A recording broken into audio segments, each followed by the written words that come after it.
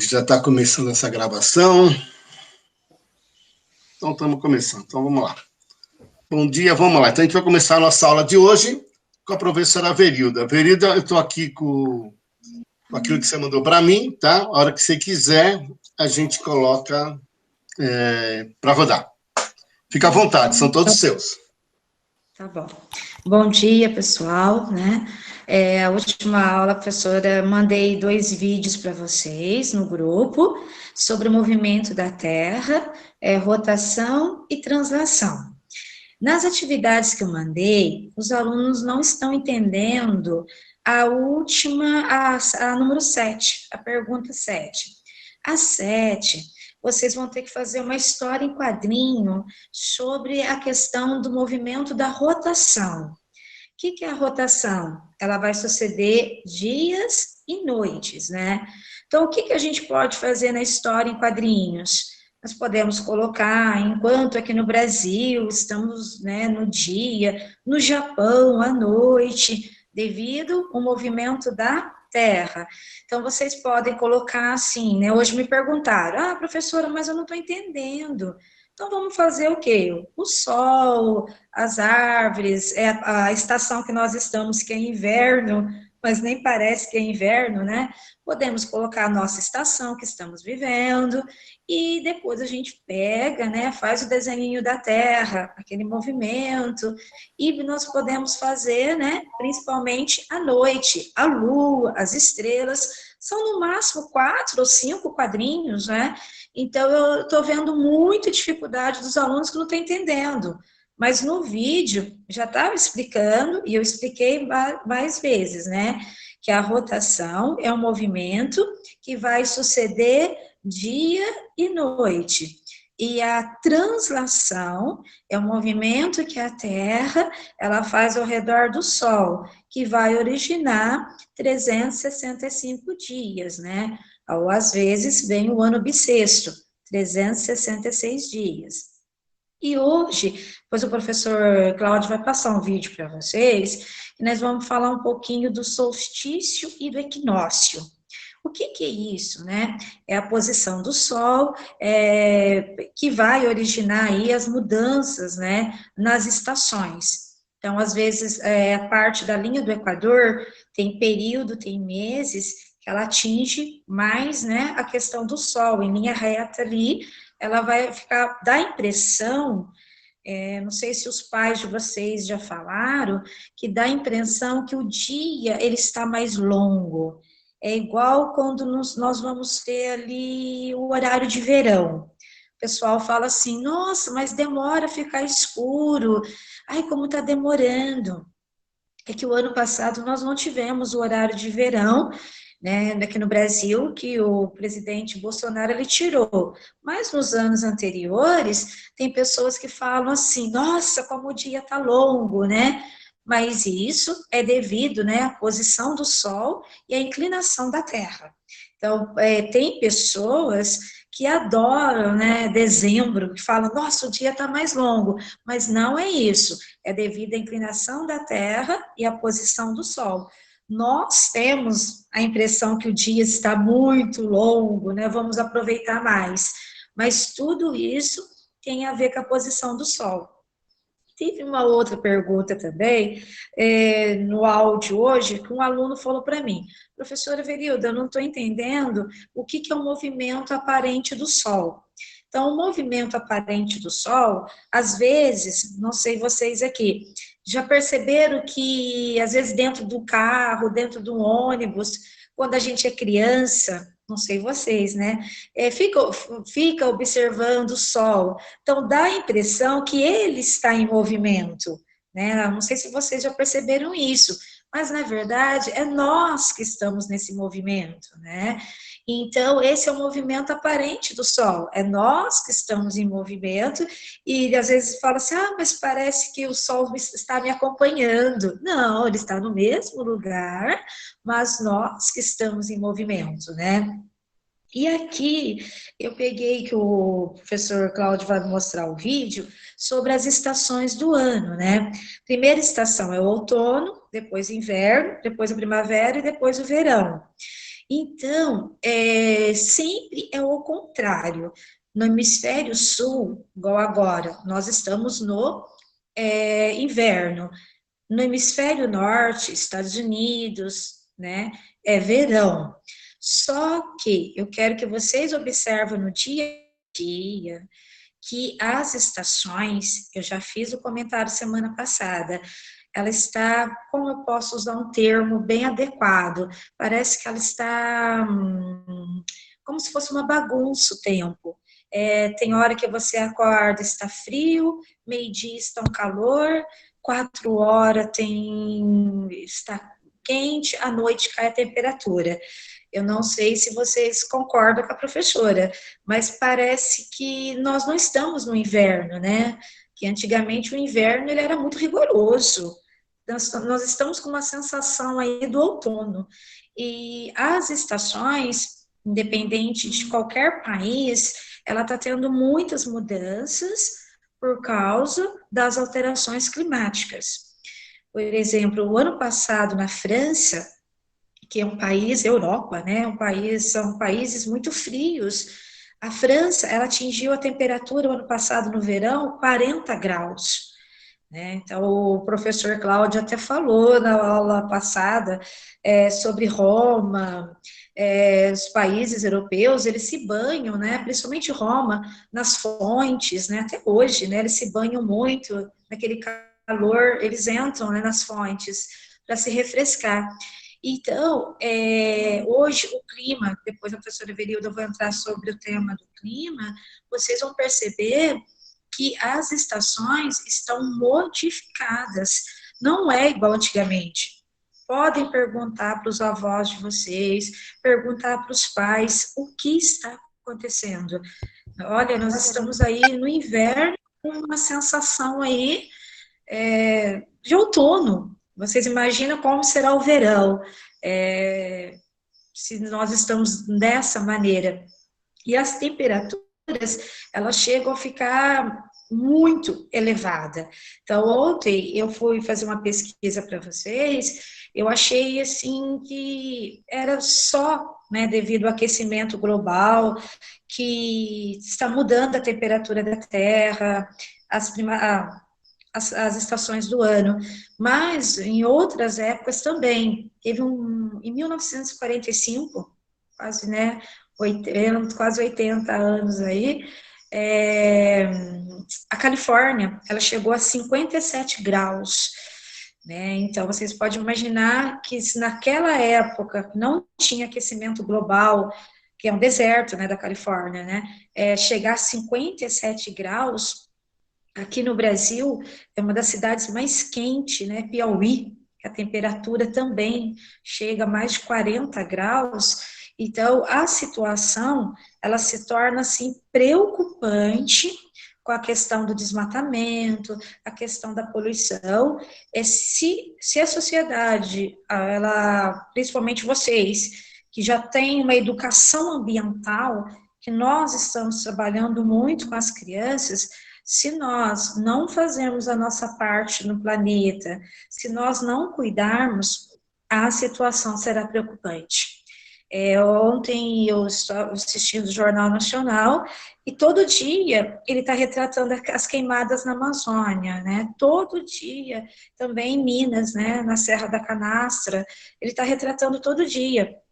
E nós, assim, professores, a gente observa que os governantes, eles não estão preocupados com a questão ambiental da Amazônia. Lembrando que a Amazônia, ela atinge 9 países, né? Mas 50% da Amazônia ainda é brasileira, né? Ela atinge 9 países, mas 50% é nosso.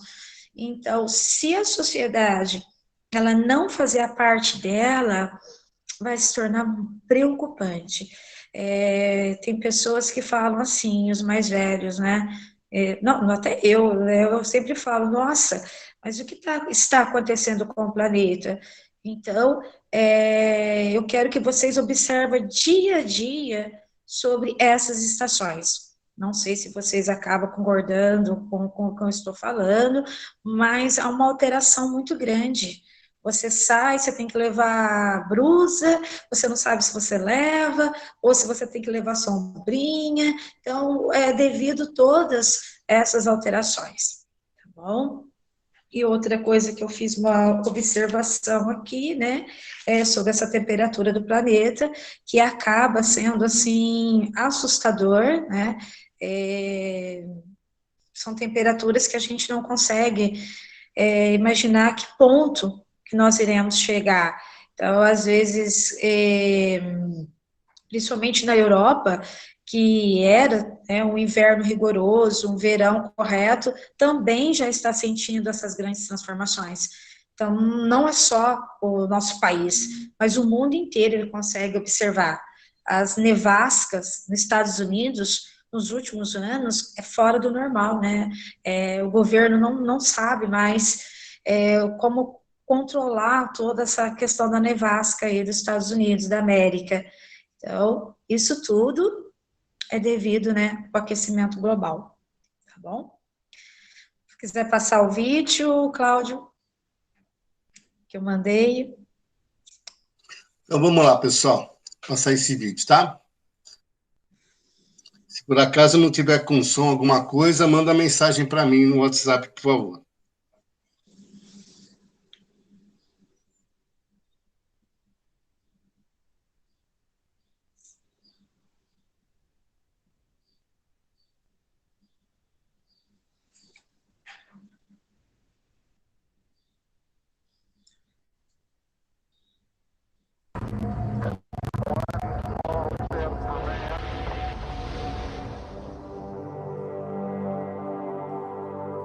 Você já parou para pensar que, ao longo do tempo, a humanidade percebeu variações climáticas que se repetiam como um ciclo? Eles logo notaram que esse ciclo de variações poderia ser uma importante ferramenta de marcação do tempo, dando origem aos calendários, com seus 365 dias por ano.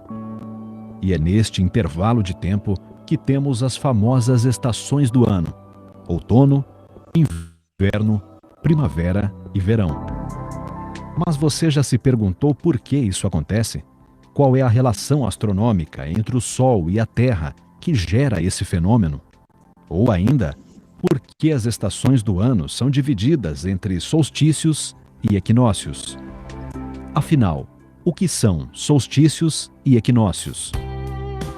A Terra percorre um caminho ao redor do Sol ao longo do ano, o qual chamamos de translação ou revolução. Além disso, o eixo de rotação da Terra é inclinado com relação ao plano que contém esse caminho. A combinação desses dois fatores, translação mais inclinação do eixo, nos permite ter todos os anos o fenômeno das estações. Na realidade, as datas do início de cada estação do ano correspondem a 4 pontos específicos na trajetória percorrida pela Terra ao longo de um ano em volta do Sol. Daqui da Terra, a mudança das estações pode ser observada ao acompanharmos as posições do Sol no horizonte. Imagine que você esteja olhando para o horizonte e observando o belíssimo pôr do sol. No caso, você está olhando para o horizonte oeste. E então você, nessa data, observa o sol se pondo, mas no dia seguinte, você também vai observar, na semana seguinte, no mês seguinte, e você vai perceber que o sol não está mais se pondo no mesmo ponto do horizonte que você observou pela primeira vez. Isso significa que o sol não se põe e também não nasce em todos os dias do ano no mesmo ponto do horizonte. Então, se você acompanhar ao longo de um ano inteiro o nascer do sol e o pôr do sol, você perceberá que em apenas 2 dias do ano é que o sol vai nascer exatamente no ponto cardial leste e se pôr exatamente no ponto cardial oeste. São os dias dos equinócios, ou seja, a entrada da primavera e do outono. Nas datas dos equinócios, os raios luminosos que vêm do Sol, eles iluminam metade da Terra, de modo que a linha que divide a sombra da claridade, ou seja, a noite do dia, passa exatamente entre os polos, norte e sul.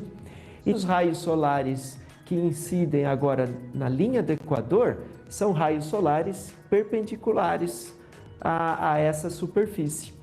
Então, o que nós temos aqui é exatamente a duração do dia igual à duração da noite. Se você está observando o Sol no mês de junho, notará que ele está nascendo bem à esquerda do ponto cardeal leste, ou seja, mais ao norte do ponto cardeal leste. Do mesmo modo, ao se pôr, o Sol também estará mais ao norte do ponto cardeal oeste. Por volta desta época, você notará que as sombras no meio do dia já não são tão curtas como nos demais dias do ano. E também é nesta época que notamos com mais facilidade que os dias duram menos do que as noites e que o Sol está nascendo bem mais tarde e se pondo bem mais cedo. Isto fica mais evidente quanto mais longe você estiver da linha do Equador. Mas em junho haverá um dia específico em que o Sol atingirá o seu máximo deslocamento para o norte em relação ao ponto cardeal leste ou oeste. É a data do solstício, pois ele para neste ponto, e nos outros dias o Sol começa a retornar em direção ao ponto cardeal leste ou oeste, aos poucos.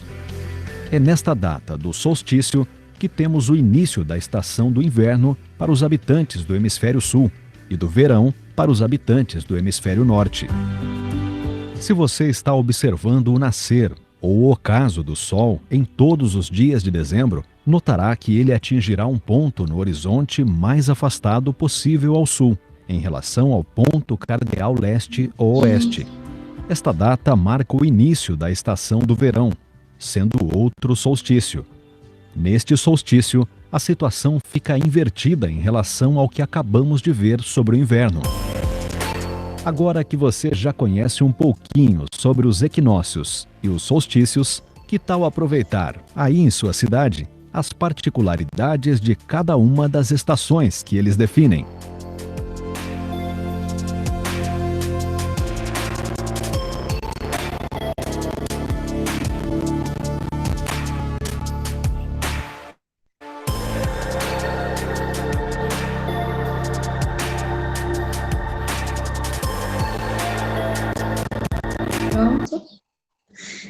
Pessoal, desse vídeo que o professor passou para vocês, eu achei muito interessante, porque nós, na correria do dia a dia, a gente não observa isso, né? Quando o sol nasce no leste e se põe no oeste.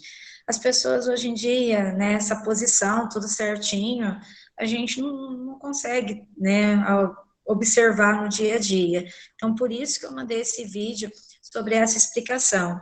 E o mais interessante, que aí eu vou um pouquinho pela história, né, na antiguidade, as pessoas diziam, né, que o dia 24 de junho é a noite mais longa, né, os mais antigos falam isso até hoje, né, que para nós é o dia de São João, e os antigos falavam, né, nossa, mas é a noite mais longa. Então, aí está explicando, né, o porquê, né, pela posição do sol, o inverno, né, realmente escurece mais rápido, né, 6 horas a gente já sente que já está escurecendo, e só para vocês verem a importância da posição do sol diante da Terra, tá bom? Alguma pergunta? O meu é isso, quero perguntar. Professora, eu vi o vídeo, mas tem uma pergunta sobre a lição sobre a atividade dos quadrinhos. Sim. Pode fazer uma historinha ou tem que fazer como uma explicação? Que eu fiz um trabalho de português assim como uma historinha, ou tem que fazer trechos explicando? Não, pode ser uma historinha, Ana. Pode ser a história, assim, tá? Sempre comparando, às vezes, até o nosso vestuário, né? Que roupa que eu uso, né, durante o dia, que roupa que eu uso à noite, quando tá, no inverno, que roupa que eu gosto de ficar, né, durante o dia. Então, é uma historinha que vocês vão colocar para mim, tá? O dia o verão, como que é o verão, a praia, né? E à noite, as estrelas, a lua, né? É uma historinha mesmo, de 5 quadradinhos, já tá bom, tá? Ah, tá, muito obrigada, tá? Só era essa dúvida, porque eu entendi o vídeo. Ah, então tá bom. Mais alguma dúvida, João? Não. Não, João? Não, nem... Ficou bem claro? Então tá. Então, o meu é isso por hoje, obrigada. E agora, né, nós vamos ver do professor Cláudio. E qualquer dúvida pode me perguntar, tá? No particular, pode me perguntar, tá bom? Agora Então tá você, bom, Cláudio. pessoal. Vamos lá, então. Você sabe que essa semana eu estava vendo um filme e passava o sujeito na Lua, né? Eu sou uma das pessoas que viu o homem pisar na Lua, né? Eu lembro, tinha a idade de vocês quando o homem pisou na Lua, né? Eu lembro de ver isso na televisão. Eu sempre ficava imaginando o seguinte, né? Como é que deve ser você olhar para o espaço, né? Da Lua, né? Deve ser um negócio assim. Então, eu ficava imaginando que a gente ia ficar vendo a Terra passando, girando, né? Então, quando eu era criança, eu tinha esse pensamento aí, né? Mas o homem pisou na Lua em julho de 69, tá, gente? Isso, na época, as pessoas não acreditavam, né? Minha avó falava, não, isso é tudo mentira, etc e tal, né? Até hoje tem gente falando que isso não aconteceu. Mas vamos lá. O ano que vem a gente vai um pouco mais a fundo desse negócio de...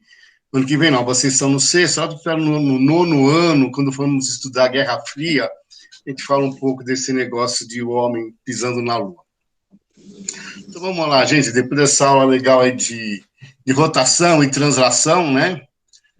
E o mais legal de tudo é porque a gente não fica tonto, já que a Terra agora está girando. Vocês sabem por que ninguém fica tonto ou ninguém cai? Gente, por que a gente agora, a Terra está girando, se não me engano, acho que é 6 ou 7 mil quilômetros por hora, né? Um negócio mais ou menos assim. E por que todo mundo está paradinho aí? Por que ninguém cai? Por causa da gravidade. Isso, exatamente, dona Ana. Tem uma lei, né, que é a lei da gravidade. Quando vocês estiverem no ensino médio e forem estudar física, vocês vão entrar nesse assunto mais a fundo. É uma lei que é como a gente é puxado para baixo, tá? E é por isso que a gente também não sai voando, né? Por causa da lei da gravidade, né? A gente está... é ela que nos mantém, né? Ela que mantém o corpo, né? Sobre o chão. Senão estaria saindo voando por aí, né? Planetas que a gravidade é menor, né? Eles não têm a forma que a Terra tem, né? Por exemplo, Júpiter não tem a mesma forma que o planeta Terra tem. Por quê? Porque lá é um planeta mais com gases, né? Porque a gravidade é bem menor que aqui. Né? Mas esse é um assunto para depois. Bom, vamos falar então. E também já ocorria tanto a translação como a rotação, né? Quando tinha na nossa Roma antiga, né? Só que eles não sabiam disso, mas eles usavam, né?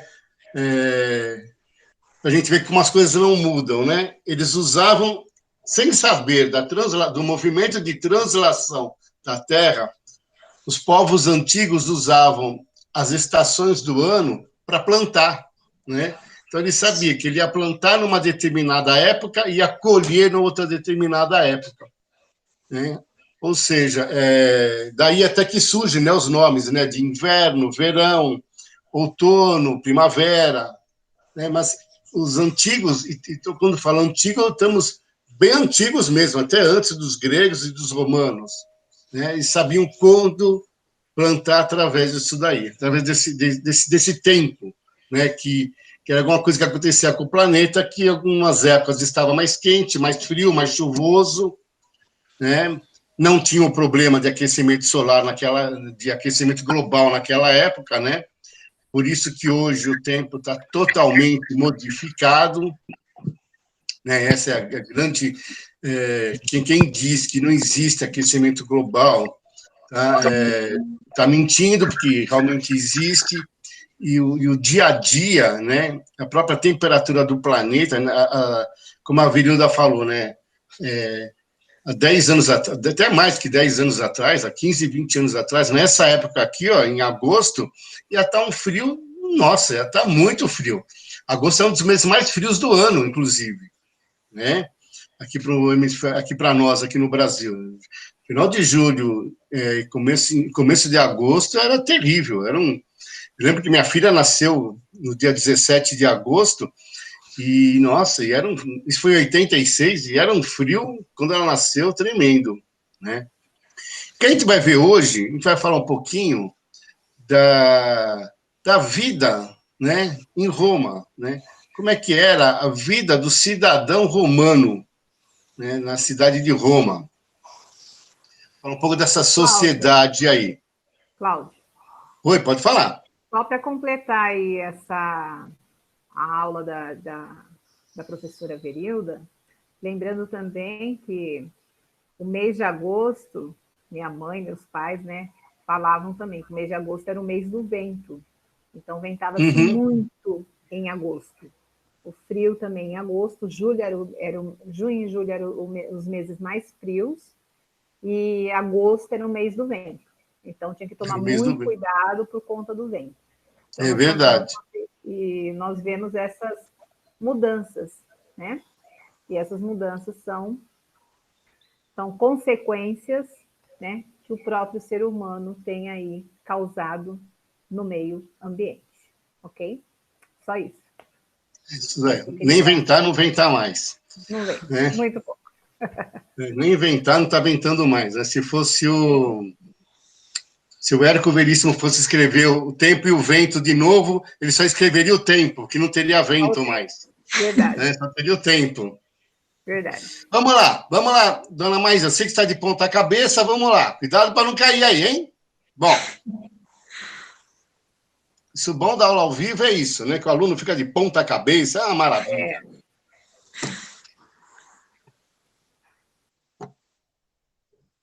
Então, só para a gente começar a relembrar,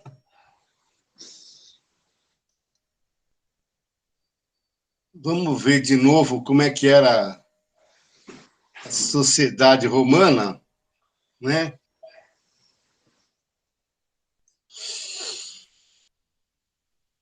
Tá todo mundo vendo aí, né? Tudo bem, pessoal? Ok. Então, vamos falar um pouco dessa sociedade romana. A gente viu que Roma, né, tem os meus grupos sociais romanos. Eram pessoas ricas e pessoas pobres, né, escravos, tinha uma ordem de senadores, né? Estamos falando do Império Romano, né? Vamos frisar bem isso. A sociedade era estratificada e hierarquizada, ou seja, a minha posição social, quem eu sou, era determinado pela origem familiar e pela fortuna, né? Havia uma pequena mobilidade social conforme você se enriquecia ou empobrecia. Esse negócio de posição social determinada pela sua origem familiar é uma coisa que foi em várias cidades, né? Isso por anos e anos, né? Isso as pessoas. Eu lembro quando eu mudei para cá em 96, e olha que não faz muito tempo.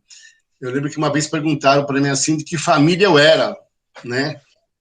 Aí eu falei que era da família Assunção Fortuna, uma grande família de São Paulo, capital, e a pessoa falou, nossa, e minha família sempre foi uma família comum, né? Mas as pessoas achavam que socialmente, né, você é melhor que outros, dependendo de onde você vem. Isso vem desde a sociedade romana, que ela é dividida entre os patrícios, né, que são os donos de terra, né, então, eles que governavam Roma.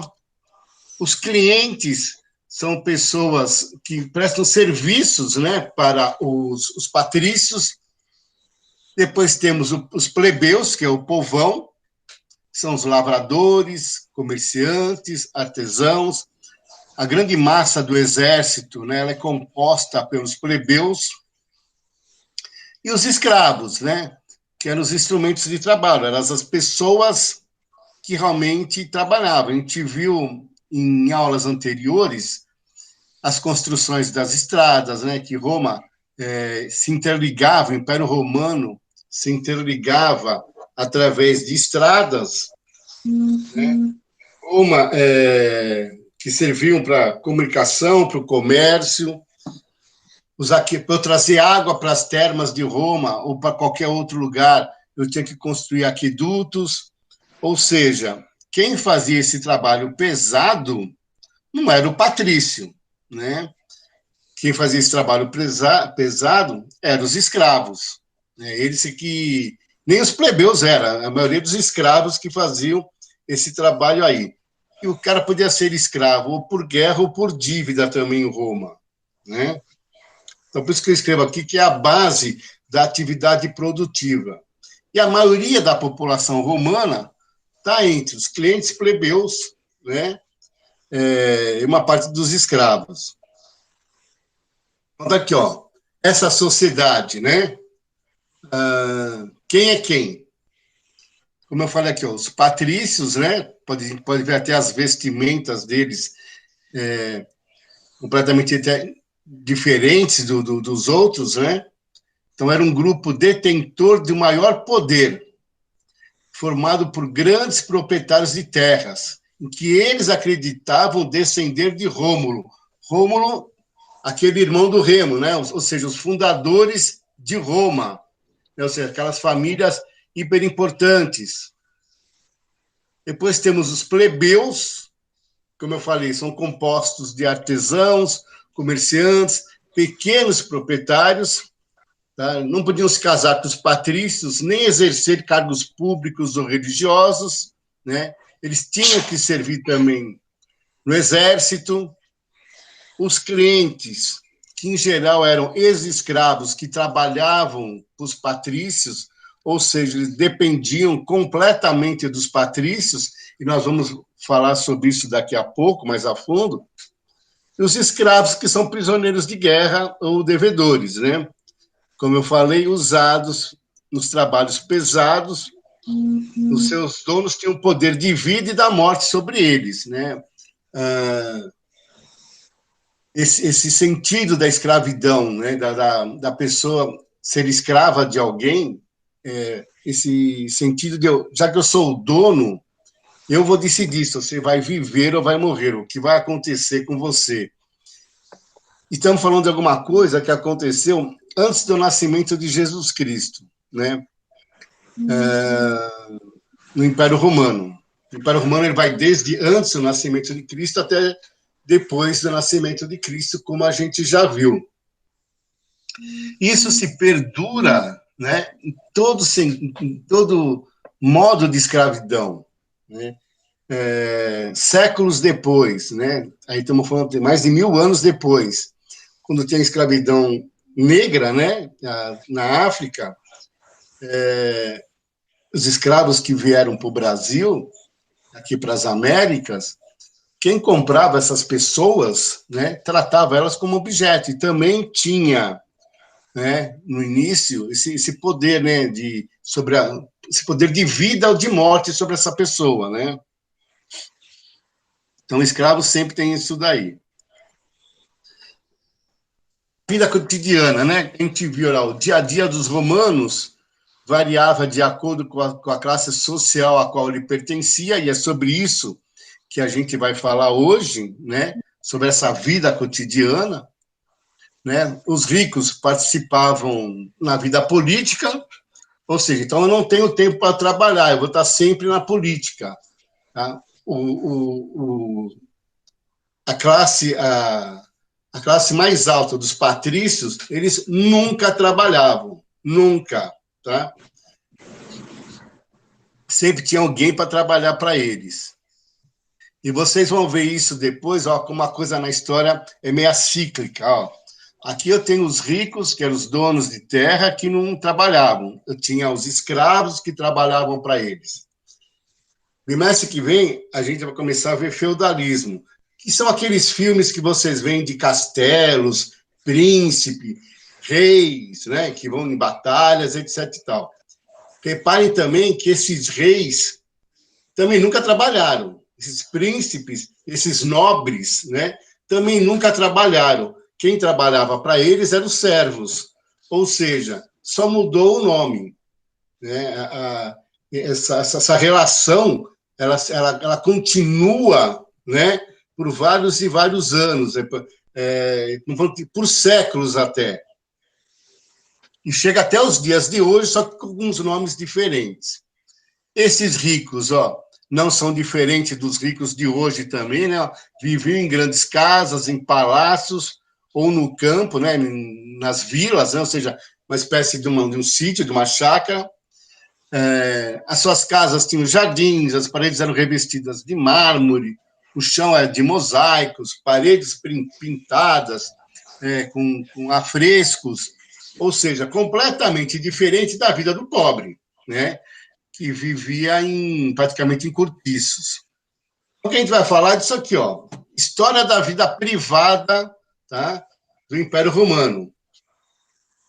Ou seja, como é que era a vida dentro da casa das pessoas, né? Isso tem uma lenda, a gente fala que é a lenda da família romana. O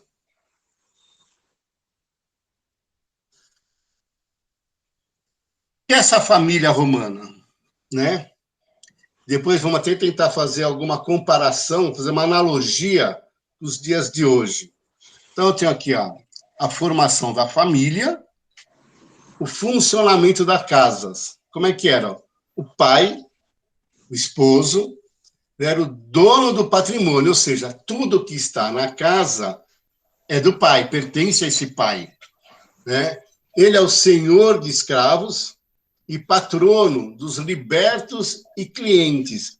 Se lembrem que a gente viu slides agora há pouco, falando desses clientes, né, que eram ex-escravos, que faziam os trabalhos, né, ficavam bajulando, vamos dizer assim, ele ficava bajulando, né, o senhor da casa, que até a sua sobrevivência depende da vontade desse senhor, né, do que esse senhor vai fazer.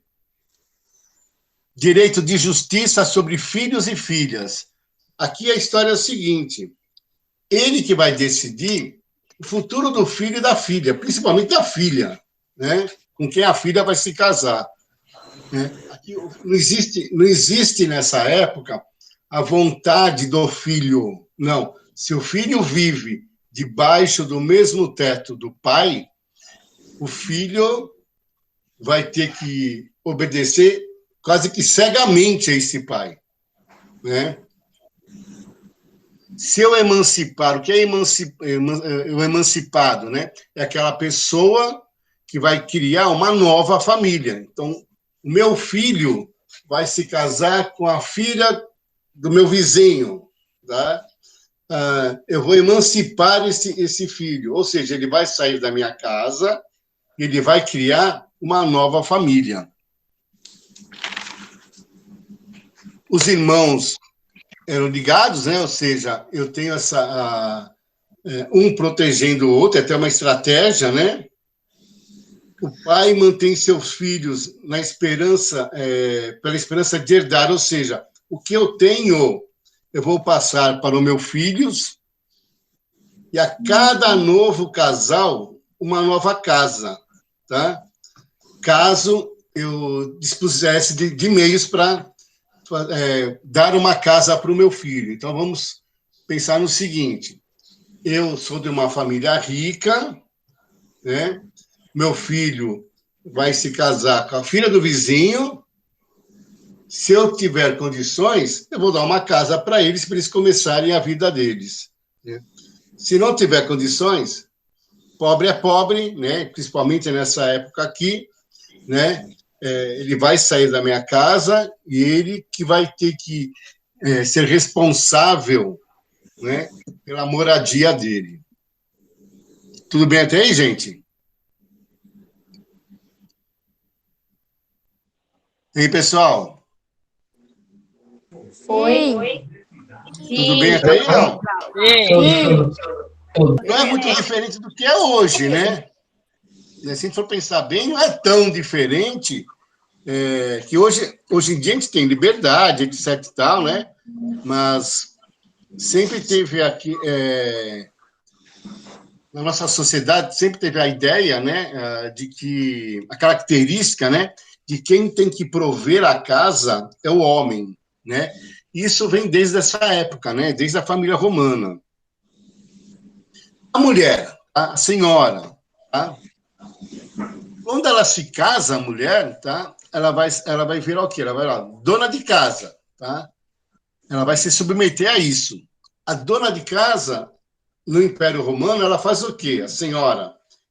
E deixa eu deixar uma coisa bem clara para vocês. Estamos falando aqui de famílias ricas, né? Ela vai verificar se está tudo em ordem na casa. O que não é diferente... tudo bem que hoje as mulheres trabalham, né? Tem essa... elas conseguiram, né, ter o seu trabalho, muitas são as que sustentam as casas hoje, mas antigamente, no tempo das nossas avós, quem trabalhava era o nosso avô. As nossas avós, eu vou falar até pela minha mãe, por exemplo, a minha mãe, ela sempre trabalhou numa indústria. Quando ela casou, ela parou de trabalhar e ficou só em casa, né? Virou dona de casa. O que a minha mãe fazia? Ela sempre verificava o quê? Se tudo estava em ordem, né?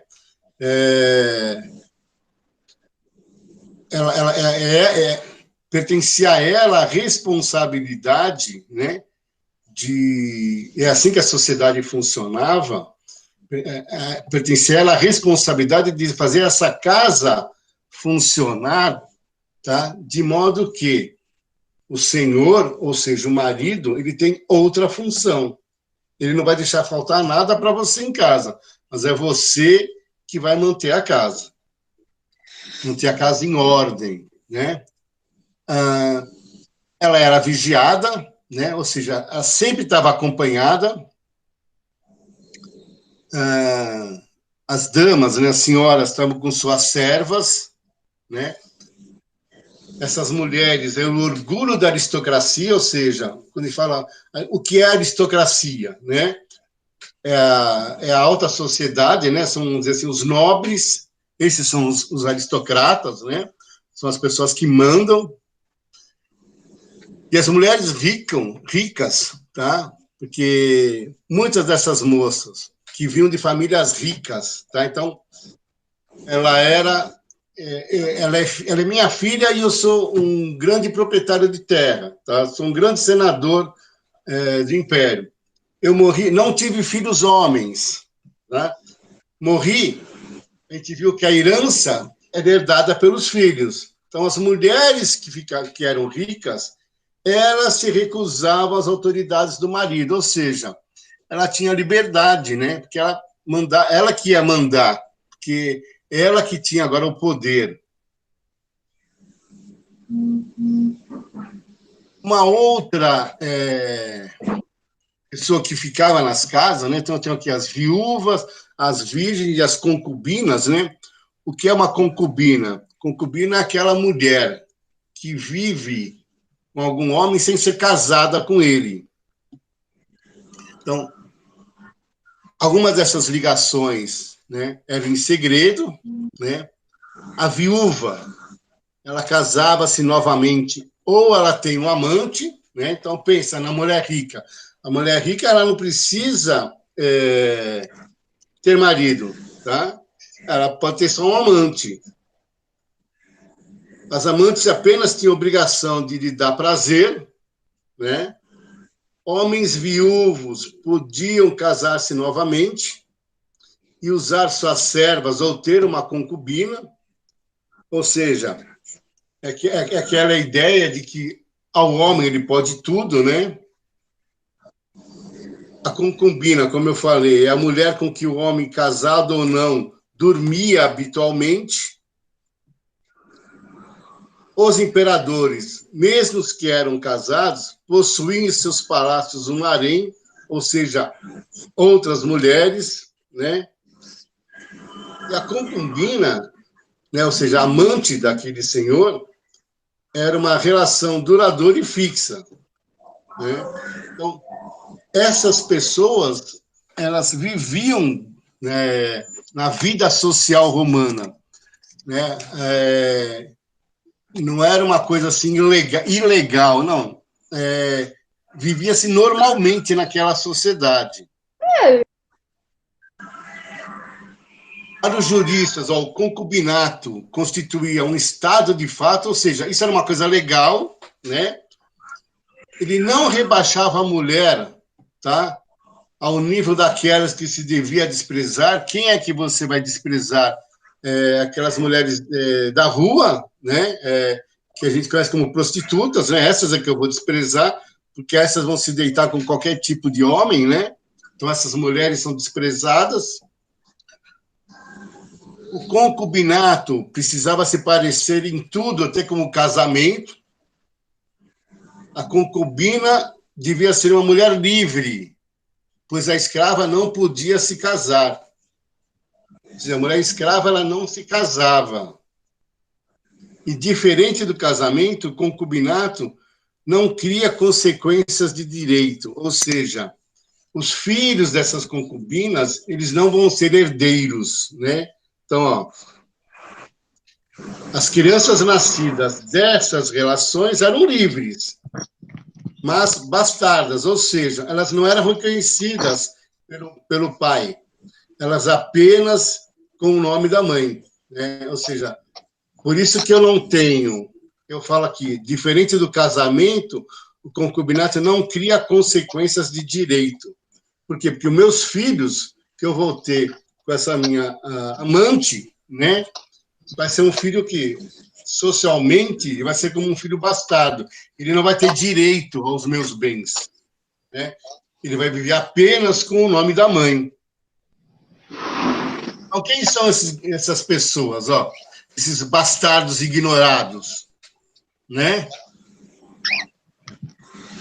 Os maridos que cediam à tentação das servas, né? Ou seja, aquele que tinha filhos com uma serva, né? Eram chamados de frequentadoras de servas. Os bebês que nasciam das servas, ó, podiam ser filhos de senhores, mas ninguém o mencionava. Ou seja, eu posso levar até essa criança para minha casa, que ela vai ser meu servo, ela não vai ser tratada como meu filho. Então, por isso que aumentavam o número de servos, né? Ou seja, o queridinho era o rebento secreto do pai da família, né? Se tinha algum servo que ele era tratado de maneira diferente, né? Com certeza, tá? Ele seria filho, né, do Senhor.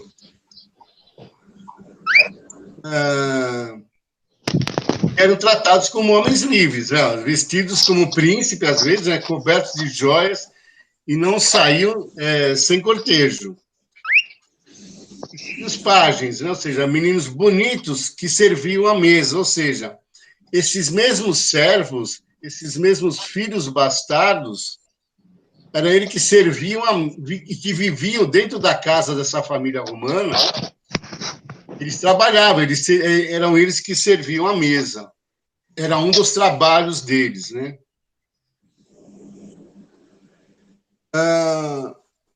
Para o escravo, né? O escravo, ó, aquele escravo que podia tratá-lo até como filho adotivo, né? O amo, ou seja, o senhor da casa, ele tinha filhos com a serva, assim, ou seja, eu tendo filhos com a minha escrava, né? Com a minha serva. Esse filho vai se tornar meu escravo. A mãe rica liberta, ela compra o filho do pai, e esse torna-se agora escravo da mãe. Ou seja, olha como é que é essa sociedade, né? Uma coisa assim meio louca. O homem que tinha filhos com a sua serva, esses filhos seriam escravos dele, né? Seriam seus clientes, aqueles que iam prestar serviço. Você lembra que a gente colocou no início na sociedade romana, que tinha os clientes, quem é aqueles clientes? São aquelas pessoas que estão vivendo ao redor do senhor da casa, né? Ou seja, são esses filhos aqui. Como eu coloco aqui, ó, depois de libertos, né, eles frequentavam a vida do amo para prestar-lhe homenagem e se tornaram artesãos ou comerciantes, né? Ou seja, eram superiores e inferiores ao mesmo tempo entre a população. Ou seja, eles que se tornaram, depois dessa camada social, né, de clientes. E até para a gente finalizar, aqui, ó, os libertos, eles sofrem, né, da falta de legitimidade. Ou seja, se ele não é um filho legítimo, ele não vai ter os mesmos direitos, né? Ou seja, eles não estudavam, né, quando eram crianças. Por quê? Porque foi um filho que eu tive com uma serva. Tá? Então, ele vai ser meu escravo e ele vai ser um liberto depois no futuro. 3 fatores que levavam o Senhor a libertar o seu escravo. Ó. O escravo à beira da morte, né? Ou seja, o consolo dele morrer em liberdade, então eu vou ceder a liberdade para ele. Se eu amo morrer, né? Eu posso deixar que todos os meus escravos serão livres quando eu morrer, e a liberdade como recompensa, né? Ou seja, você vai prestar algum serviço e depois de algum determinado tempo eu vou falar que você é um liberto, né? E aquele escravo que era tesoureiro, ou seja, aquele que cuidava da administração da vida e até financeira da casa desses senhores, esse nunca era libertado, né? Esse seria escravo pela vida inteira. Então, gente, parar por aqui, a gente poder continuar depois na semana que vem. Era assim que a gente que vivia, que a família romana, assim que as coisas aconteciam dentro das casas, né, da família romana. Então, ter concubina era uma coisa normal, não era assim, como hoje na nossa sociedade, né, muitos falam que é pecado, né? Esse pecado vem da onde essa palavra, né? Vem da tradição da Igreja Católica, né? Que durante mais de 1000 anos quis impor a sua vontade, ela que vem com essas ideias, né? De pecado, do que não é pecado, né? Ou seja, a sociedade romana ela vivia daquela maneira, né? E é assim que a gente tem que entender a história. A gente não pode pensar na sociedade romana, né, vivendo nos dias de hoje. É aquilo que eu sempre falei para vocês. A gente não pode cometer uma coisa chamada anacronismo, né? Que é anacronismo? É a gente ver a sociedade, ver uma civilização antiga, né, com os olhos que nós temos na sociedade de hoje. Tá? A gente não pode fazer isso. Por quê? Porque os costumes são totalmente diferentes. Então, a gente não pode julgar essa sociedade, né? A gente precisa entendê-la e pensar no seguinte, que muito do que foi feito, principalmente pela sociedade romana, vem, né, até os dias de hoje, ou seja, impacta, né, na nossa sociedade. Né? A gente não pode esquecer que o Império Romano, que dominou quase toda a Europa, né? E nós que somos descendentes, né, desses europeus que vieram aqui para o Brasil, né, muitos desses costumes vieram com eles também. Até a nossa própria língua, né? A gente fala o português por quê? Porque o português vem do latim. Quem falava o latim eram os romanos, né, que a gente já viu numas outras aulas anteriores. Dúvidas, crianças? Deixa eu aparecer aqui. Agora que eu até cortei a barba, né? É mais apresentável, né? Cláudio, posso falar Oi. rapidinho? Eu não Vai sei à se vontade. vocês acompanharam a aula hoje de manhã, inclusive no jogo que foi feito, né, que foi uma atividade lúdica, Isso. foi até colocado uma questão sobre o papel das mulheres. dentro de Roma, né? Então, foi muito interessante aí esse momento que você colocou, fazer essa comparação, né, das mulheres ricas, né, qual era o papel delas, e fazer a comparação também daquelas que, infelizmente, né, viviam nas classes mais pobres. Muito bem colocado. Não sei se o pessoal que é uma coisa que... também se lembram dessa pergunta no joguinho lá que foi feito durante a aula do Centro de Mídias. Fala, Cláudio. Eu vi a aula hoje, eu vi esse jogo, até achei bem interessante, tá? Se voltar presencialmente, fazer esses jogos de tabuleiro aí, eu acho que a gente aprende bastante jogando, né? Acho que é uma boa ferramenta para se aprender, né? Esses quiz que o pessoal faz, né? Tem um monte de jogo por aí, né? Tem, verdade. Até vou pedir para você, se você puder me mandar esses slides, para mim trabalhar com o meu sexto hoje à tarde. Eu agradeço. Ótimo. Eu trabalhei com os meus sextos anos, eles fizeram a pirâmide social, né,